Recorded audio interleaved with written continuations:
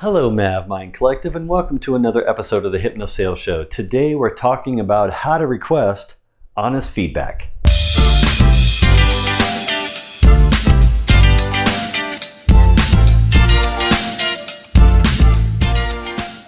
So, as you know, I am really big on self-improvement. In fact, this channel has lots of videos to help you improve your skills with communicating with customers and prospects, with your boss, your peers, anyone. It's all about communication technique and communication skills and using hypnotic language to persuade and help people to make the right decisions at the right time and to have a great, wonderful experience through their customer journey.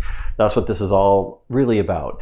And part of that process of allowing that to happen and fostering that type of experience is making sure we're always working on ourselves too. We're always self-improving our skill sets to get better and better at that all the time. And we don't really want to rest and just like say we're done. We're always improving continually all the time and getting better. There's always more to learn.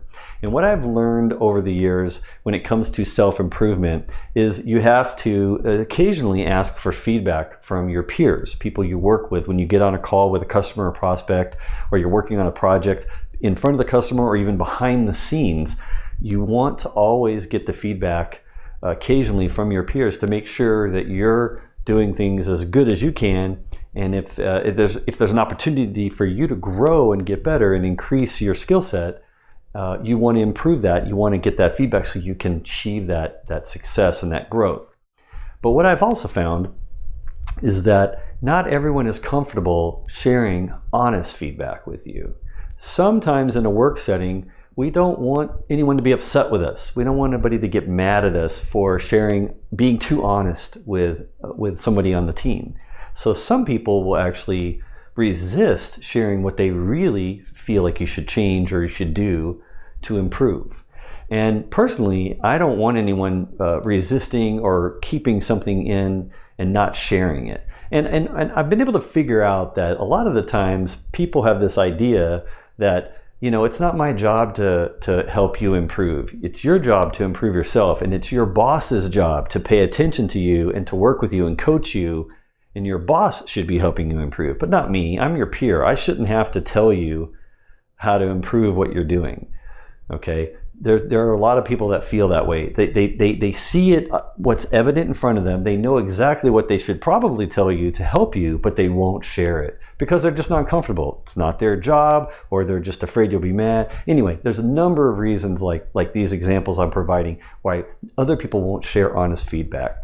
But what I have found is that if I can get them to feel comfortable to share their honest feedback with me, I can grow and improve myself at an accelerated rate. I can get better and better at being more successful if I can just get people to share that honest feedback with me. So I've got 3 different things I want to share, techniques, if you will, that I use to basically reframe the request to make it more comfortable for my peers, my boss, my direct reports, anyone that I'm working with, to be really frank and honest with me about what I could maybe do better and what I can improve on to get better in my skill sets in front of customers, on these engagements, doing whatever task or role that I'm playing on the team. I can get better at it with their help.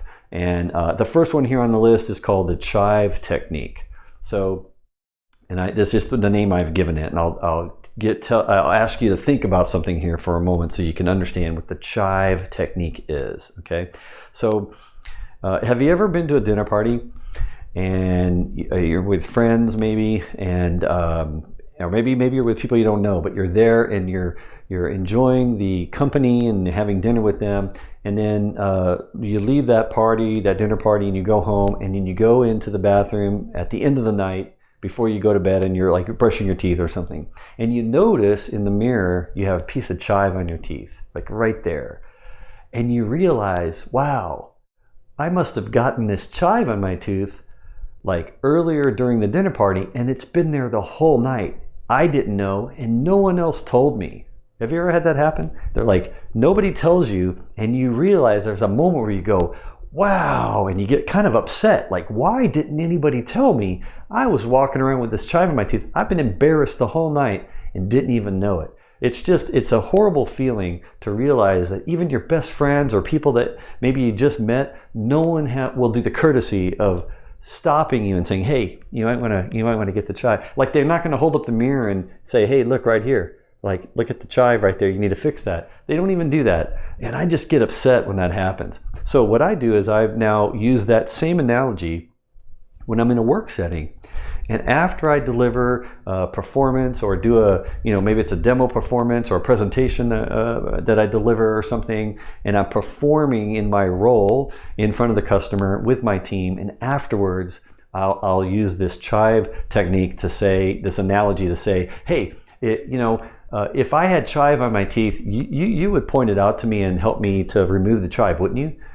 And then I want them to say, yes, yeah, sure. Okay, so when we just did that delivery in there with that customer, that meeting, do I have any chive on my teeth? Was there something in there that maybe I need to be aware of? Can you hold a mirror up so I can see? And can you just tell me, like, honestly, like, did I have any chive on my teeth in there at all? So in other words, I'll associate my performance in what I delivered, what I did in the meeting, with as if it was I had chive in my teeth, and would they be willing to point it out? That way, it's like not coming across like I'm going to be defensive and I'm going to be, I don't want surface level critique or anything. I want I want to make sure if I was embarrassing myself in there, I need you to let me know. So now they got to dig into the subconscious to figure out if there's anything that they would want to tell me, to where I'm not going to be mad at them later for not pointing out that I had chive in my teeth, and I'm not going to feel all embarrassed. I'm giving them an opportunity basically to help me out in the moment, and they have to be honest with me because they don't want to feel bad about it later, just like I would feel embarrassed later. So I'm using the same analogy of asking for someone to look at the chive on my teeth as they are looking at my performance and how did I do in that meeting. So I'm letting them make they close the gap, they connect the dots, and then they realize they better tell me exactly what they think, because I don't want to find out later that there was something else that they missed. Then I'll be even more mad at them, just like I would be if they didn't tell me I had chive in my teeth. So that's a nice little frame technique that you can relay to someone to get them to come clean and actually tell you a little bit more honestly what they're feeling. Another way you can do it is called the bald spot technique. And it's similar to the chive technique, but it's a slightly different frame, but it has the same kind of effect. The idea is that if you have a bald spot on the back of your head, you can't see it physically with your eyes. So you absolutely need someone else to tell you where the bald spot is. I mean, sure, you could get a videotape, take pictures or whatever. It would just be easier if you had someone walk behind you and just say, yeah, you have one right here. There's a little bit of hair missing right here or whatever. So again, kind of another embarrassing type of thing. Like, I don't want to be embarrassed, or at least I want to know where my bald spot is. So could you tell me what it is? So I might frame it to them like, hey, that performance in there, that delivery, what I just presented to the customer, was there any bald spots that I'm not aware of on the back of my head there? Like, I'll say it like that to where then the analogy, the technique is for them to imagine, oh, okay, they want me to point out anything that maybe they're not aware of that I am from my viewpoints. Right? So it, again, gets them to get into the subconscious to figure out, like, what are they actually going to have to tell me that I can't find out on my own. So now they got to dig deep and they got to figure out how they're going to, so they can't just give me a surface level feedback. It has to be something that means a lot. It's significant enough. It's in the back of my head. I can't see it. I need their help. Could you please tell me where my bald spot is? So now it makes it way easier, and they're way more comfortable to share something a little bit more honest with me, because I can't see the bald spot without their help. And it does it in such a positive way that they don't feel bad about it. They actually feel good about sharing with me something that maybe normally they would feel uncomfortable with. I'm helping them to feel comfortable because they're bridging the gap between the feedback, the honest feedback, and this idea of a bald spot that I need desperate help with. Can you please help me? Okay, so that's another technique that I use, and it's very effective if you wanna make them feel comfortable about sharing honest feedback. Now the third one here is using future tensing, and I've talked about this in other videos. It's how can I do better next time? How can I do better next time? Now the key to this is the next time. Next time implies the future. It hasn't happened yet. It may not. There may not be a next time, but if there is, it's kind of like a what if. If there is a next time, What would you have me do better? Okay, so it takes it out of the current moment or the meeting that we just had with a customer, to where now, you know, they're not caught up in maybe feeling a little like, I don't want to share what I really feel about what Maverick could have done in that meeting we just had. It's more about, hey, don't worry about that one. I don't care about that meeting. I'm just curious, if we do this again in the future, what would you have me do that's different? How would I do it that's better? In fact, you can even frame it like that. You can say, how can I do it different next time instead of better? So it doesn't even apply that this was bad and something's better. You can say, how can I do it differently next time? So again, putting it into the future, so the subconscious, because the subconscious, remember, doesn't know about the past or the future. It only knows now.